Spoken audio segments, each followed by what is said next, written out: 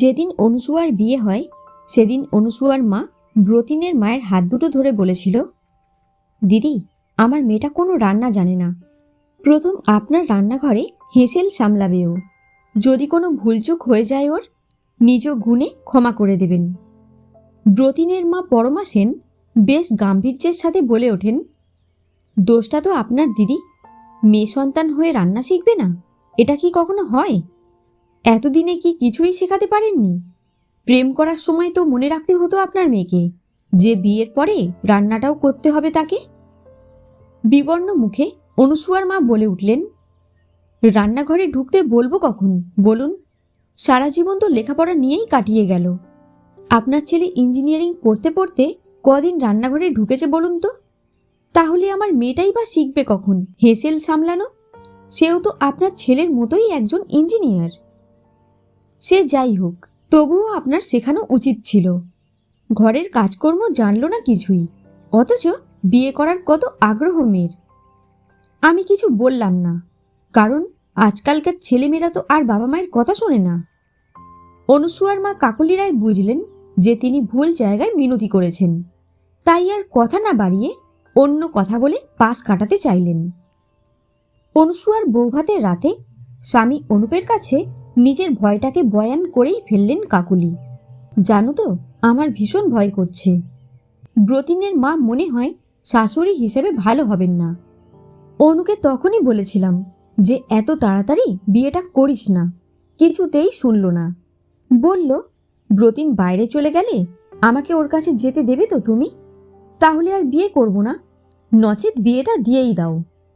আজকের যুগের মেয়েরা এতটা স্মার্ট হয় তোমার মেয়েকে দেখেই জানলাম। এবার ওই শাশুড়িকে কি করে সামলাবে সে ওই জানে। অনুপবাবু বউকে আশ্বাস দেওয়ার চেষ্টায় বললেন, চিন্তা করছো কেন? ব্রতিনের মা যেমন খুশি হোক, ব্রতিন ছেলেটা তো ভালো, দেখবে ওই সবটা সামলে দেবে মা বউয়ের পরিস্থিতিকে। কে জানে, আমার তো ভীষণ ভয় হচ্ছে। মেয়েটার ভুল জায়গায় বিয়ে হলো না তো? বউয়ের ভয়কে অমূলক বলে চালালেও মনে মনে একটা ভয় কিন্তু অনুপবাবুর মনেও রয়ে গেল। 3 দিন বাদে অষ্টমঙ্গলাতে যখন অনু বাড়িতে ফিরল, তখন কাকুলির প্রথম প্রশ্ন ছিল, কিরে, রান্নাবান্না কিছু পারলি? মায়ের উত্তরে অনুসুয়া শুধু মুচকি হেসেছিল, উত্তর দেয়নি কিছুই। রাত্রে খাবার টেবিলে বসে ব্রতিন মুখ খোলে, জানো মামুনি, তোমার ইঞ্জিনিয়ার মেয়ের মধ্যে একটা মস্ত বড় শেপ লুকিয়েছিল। তুমি জানতে কি সে কথা? মানে? বেশ অবাক হয়ে জিজ্ঞেস করেছিল কাকুলি তার সদ্য হওয়া জামাইকে। এই তো কাল বাড়ির সবাইকে কি সুন্দর রোল বানিয়ে খাওয়ালো, দোকানের রোলকেও হার মানিয়ে দেবে। জামাইয়ের কথা শুনে কাকুলি তার মেয়েকে জিজ্ঞেস করলেন, কি করে পারলি তুই এসব? কোনোদিন তো ময়দাও মেখে দেখিসনি। তাতে কি হলো? দোকানে যারা রোল বানায় তারা আবার পাক্কা রাঁধুনি হয় নাকি? নাকি হোটেল ম্যানেজমেন্ট পড়ে আসে? ওরা যেরকম হঠাৎ করে বানাতে বসে, আমিও সেরকম হঠাৎ করেই বানিয়ে ফেললাম। অনুসুয়ার কথার মধ্যে একটা আলাদা আত্মবিশ্বাস চোখে পড়ল কাকুলির, তাই তিনি আর কথা বাড়ালেন না। ধীরাগমন সেরে তার দিন 3 মধ্যেই ব্রতিন পাড়ি দিল ব্যাঙ্গালোরে। ব্রতিন চলে যাবার দিন 10 বাদেই অনুসুয়া সবাইকে জানালো যে সেও দিন 7 মধ্যে পাড়ি দেবে ব্যাঙ্গালোরে। তার বদলি হয়ে গেছে। 1 মাসও হয়নি সংসারে আসা নতুন বউকে এভাবে হাতছাড়া করে দিতে হবে জেনে পরমা দেবী দারুণ চটে গেলেন। কিন্তু অনুসুয়াও দম্বার পাত্রী নয়। সে নিজের বাবা মা আর শ্বশুর শাশুড়িকে জানিয়ে দিল যে 3 মাস আগেই সে বদলির দরখাস্ত জমা করেছিল অফিসে, যাতে সে আর ব্রতিন একসাথে থাকতে পারে। আর সে বিয়েটা করেছে ব্রতিনের সাথে থাকতে, অতএব ব্রতিন যেখানে অনুসুয়াও সেখানে। পরমা সেন বুঝলেন যে এই মেয়েকে আটকানো যাবে না। তবুও শাশুড়ি হবার আধিপত্যটুকু দেখানোর চেষ্টা করলেন। বললেন, তুমি যদি এখনই যাও তবে ব্রতিনকে এই মুহূর্তে বাড়ি ভাড়া করতে হবে। পিজি হিসাবে আছে, থাক না, বাড়ি ভাড়া করে সংসার পাতলেই হলো। একটা সংসার চালাতে কত দায়িত্ব লাগে, পরিশ্রম লাগে তুমি জানো? ব্রতিন তো পিজি হিসাবে নেই, সে তো শুরুর থেকেই বাড়ি ভাড়া করে আছে। এখান থেকেই তো বাড়ি ভাড়া ঠিক করে ফেলেছিল তোমার ছেলে। কেন ব্রতিন তোমাকে জানায়নি কথাটা? বাপি তো সব জানে। কি বাপি, তুমি মণিমাকে কিছু বলনি বুঝি? ছেলে বউটা এভাবে হাটে হাড়ি ভেঙে দেবে বুঝতে পারেননি বিথিনবাবু। বউয়ের কটমট দৃষ্টির সামনে গো বেচারা সেজে বললেন, বলতাম তোমাকে, বলবো বলবো করে আর বলা হয়ে ওঠেনি আর কি। পরমা সেন বুঝতে পারলেন না রাগটা দেখাবেন কার উপরে। অনুসুয়া তো সবে এসেছে তার পরিবারে, তার নিজের স্বামী ছেলেই এভাবে ঠকালো তাকে। রাতে অভিমানী বউয়ের রাগভঞ্জন করার চেষ্টা করলেন বিথিনবাবু। পরমা রেগে গিয়ে বললেন, তুমি আর তোমার ছেলে বোঝো কতখানি কষ্টকে নিজের কোমরের সাথে বাঁধল ব্রতিন। ওই তো মেয়ে, কিছুই জানে না সংসার ধর্ম পালনের। ছেলেটার মুখে দুটো ভাত তুলে দেবে তার মুরদ তো দেখাতে পারবে না। সারা জীবন বই মুখে করেই বসে থেকেছে। কেন বাপু, বেশ কিছু মাস আমার কাছে থেকে রান্না বান্নাটা শিখে নিয়ে যেতিস নিজের বরের কাছে, তাহলে আমার ছেলেটাকে তো আর উপোস করে থাকতে হতো না। কে বলল তোমার ছেলে উপোস করে থাকবে?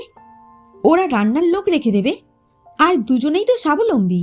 ব্রতিন যেমন তোমার ছেলে তেমন অনুরোধ স্বামী। ব্রতিন উপোস করে থাকলে শুধু কি তোমার কষ্ট হবে, অনুর হবে না? ওদেরটা ওদের বুঝে নিতে দাও। আজকের যুগটা বদলিয়েছে, যুগের সাথে বদলাও পরমা। ওরা এখন যদি একটু আলাদা স্পেস চায় তবে সেটা তো আমাদের দিতেই হবে। তুমি ছেলের সব ব্যক্তিগত ব্যাপারে নিজের অধিকার ফলাও বলেই ছেলেটা তোমাকে জানালোই না যে সে ব্যাঙ্গালোরে পিজি হিসাবে থাকছে না, বাড়ি ভাড়া নিয়েছে। তাই বলছি, ছেলের ভালোবাসা পেতে হলে ওদের জীবন ওদের বুঝে নিতে দাও। স্বামীর কথা মোটেও মেনে নিতে পারলেন না পরমা, কিন্তু সংসারে সবাই যখন একতরফা হয়ে যায় তখন আর কিছুই করার থাকে না। কি এমন চেয়েছিলেন উনি? শুধু তো ছেলে বউটাকে একটু রান্নাবান্না শেখাতে চেয়েছিলেন। ইঞ্জিনিয়ার হয়ে ঘরে টাকা আনতে পারবে, কিন্তু তার মতো লোভনীয় ডাব চিংড়ি, দই কাতলা, নবরত্ন ডাল, পটলের দোরমা, মাটন কারি করতে পারবে কি? নতুন বউ পেয়ে মাকেই ভুলে গেল ছেলেটা। এ দুঃখ কোথায় রাখবেন পরমা? তারপর থেকে পরমা স্বামী ছেলে, ছেলে বউ কারোর সাথেই খুব একটা কথা বলতেন না। অনুসুয়ার মা কাকলি এই ব্যাপারটা নিয়ে খুব অস্বস্তিতে ভুগতেন, কিন্তু অনুসুয়ার কোনো ব্যাপারেই বিশেষ পাত্তা দেওয়া ছিল না। এইভাবে বেশ কয়েক মাস কেটে গেছে।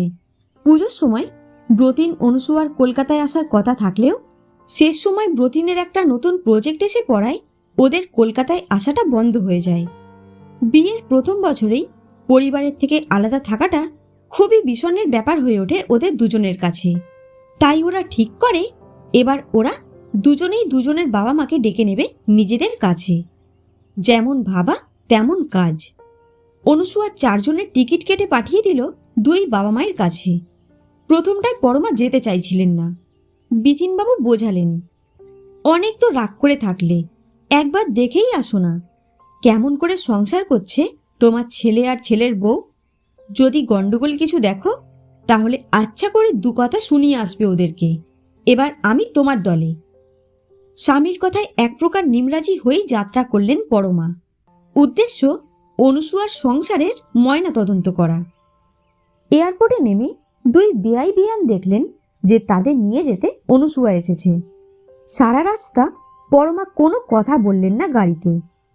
অনুসুয়ার ভাড়াটে ফ্ল্যাটের দরজা দিয়ে ঢুকতে গিয়েই চোখ আটকে গেল পরমার। সদর দরজার ঠিক পাশেই ওদের 6 জনের একটা বড় ছবি। বৌভাতের দিন তুলেছিল ব্রতিন আর অনুসুয়া দুজনের বাবা মাকেই সঙ্গে নিয়ে।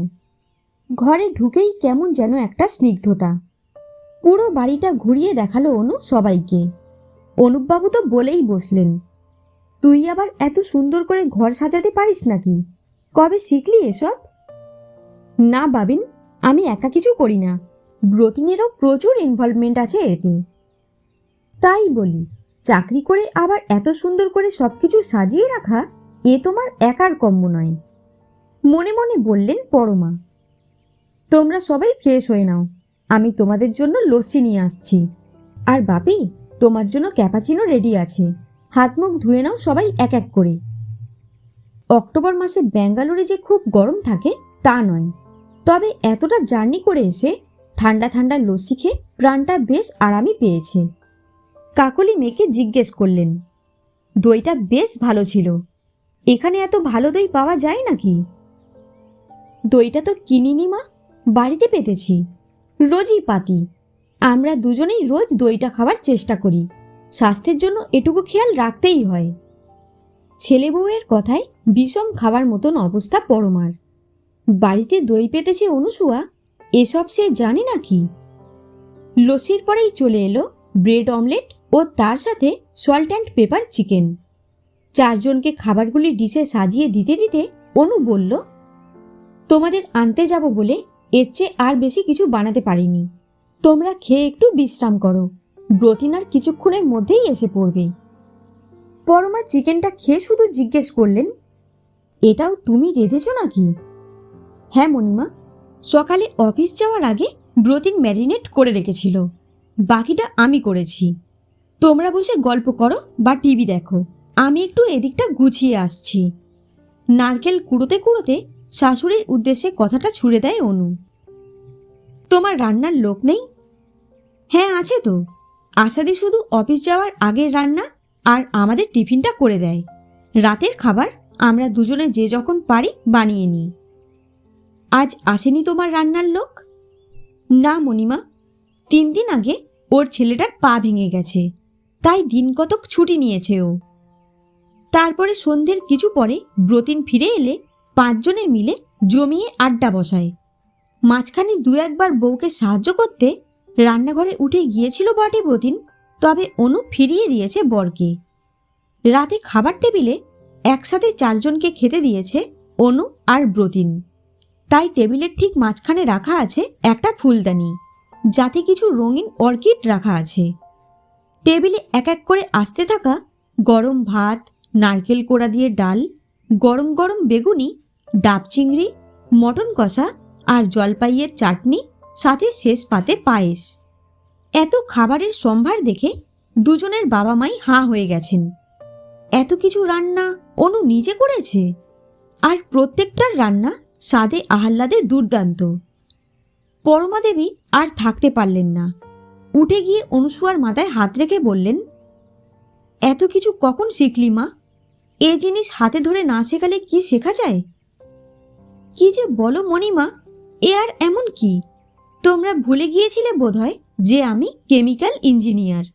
কাজের জায়গায় যদি কি রেশিওতে কি কন্টেন্ট মেলাতে হবে জানি, তবে রান্নায় কোন মশলা কি পরিমাণে পড়বে এটুকু বুঝবো না?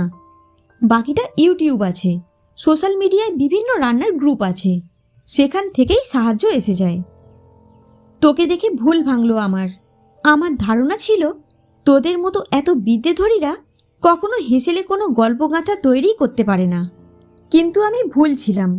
যে রাঁধে সে চুলও বাঁধে, থুরি যে চুল বাঁধে সে আবার রাঁধেও। তাহলে দেখলে তো মা, কেন আমি তড়িঘড়ি বাড়ি ভাড়া করেছিলাম?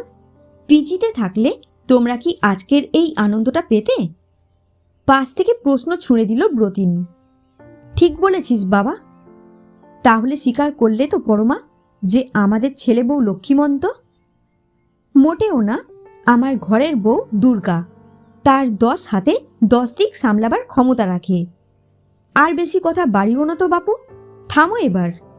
বলে নিজের গলার চেনটা খুলে অনুসুয়ার গলায় পরিয়ে দিয়ে বললেন, এটা তোর পুরস্কার আমার সব ভুল ভাঙিয়ে দেওয়ার জন্য। টেবিলের একপাশে বসে থাকা কাকুলি দেবী সমস্ত ঘটনা দেখে ভাবছেন যে তিনি বৃথাই চিন্তা করেছিলেন তার মেয়েকে নিয়ে। মনের মধ্যে ইচ্ছে থাকলে আর যোগ্য জীবনসাথী পেলে যে কোনো মেয়েই যে কোনো সময় হয়ে উঠতে পারে অন্নপূর্ণা, তার জন্য ট্রেনিংয়ের প্রয়োজন হয় না।